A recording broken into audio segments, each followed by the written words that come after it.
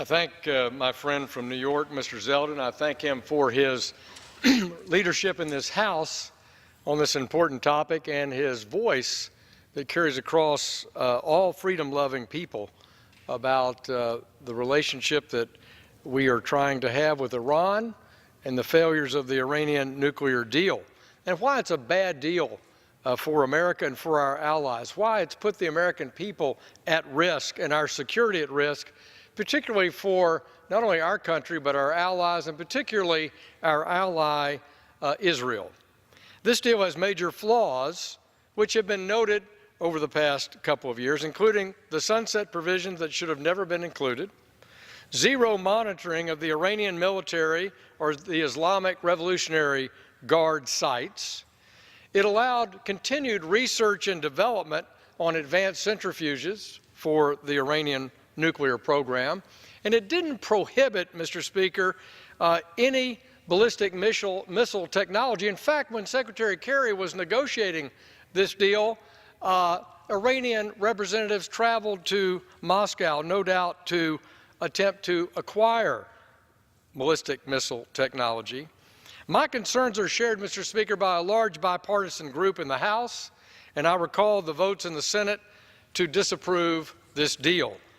These procedural votes in the Senate demonstrated that the nuclear deal negotiated by Mr. Kerry and Mr. Obama was well short of the treaty approval level, that is 2/3 of the Senate, which would have been necessary had the Obama administration actually attempted to submit the JCPOA as a treaty. Without decertification, this deal allowed Iran to head in the same direction as North Korea. And I support the President and his decision to decertify the Iran nuclear deal.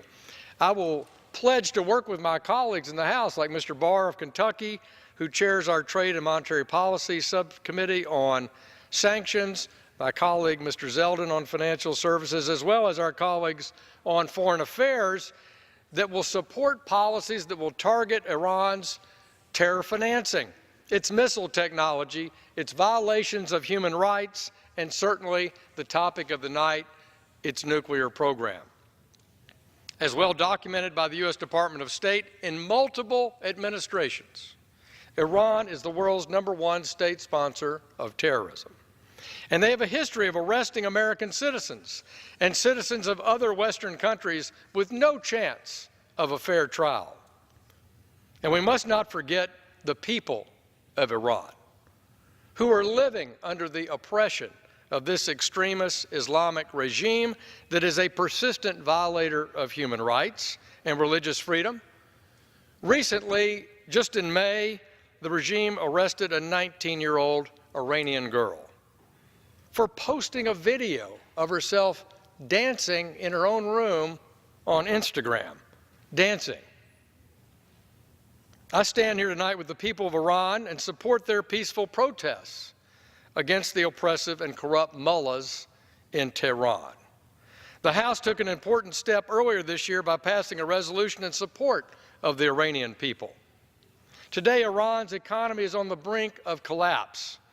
What happened to the $150 billion freed in financial assets, unfrozen on day one in the Iranian deal? There was no quid pro quo on that. Those funds were freed, Mr. Speaker, on day one, whether Iran complied with the long-term aspects of the agreement or not. Or what happened to the $1.7 billion that was pallets of currency delivered to the mullahs by the Obama administration in the middle of the night at the Geneva airport? Where is that money for the Iranian people? It's not hard to guess where it went or who has it, which is why we passed Congressman Bruce Poliquin's bill, the Iranian Leadership Asset Transparency Act, a common-sense measure that will let the people of Iran see what the regime are doing with those billions and what's happened to them since Iran got the money back. I call on the Senate to pass this bill so that we can show the world how corrupt the regime is.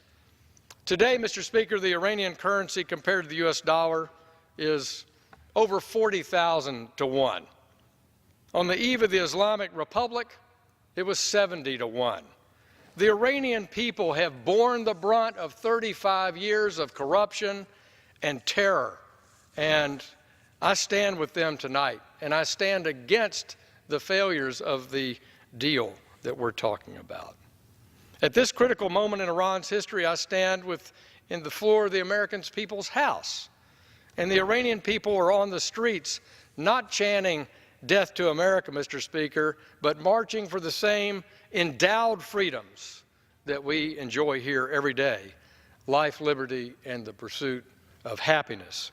I thank Mr. Zeldin for hosting this special order and for giving members the opportunity to participate and highlight the flaws of this failed nuclear deal, the importance of why decertification works, and the corruption and the brutality of the Iranian mullahs. I thank my friend from New York, and I yield back time to him.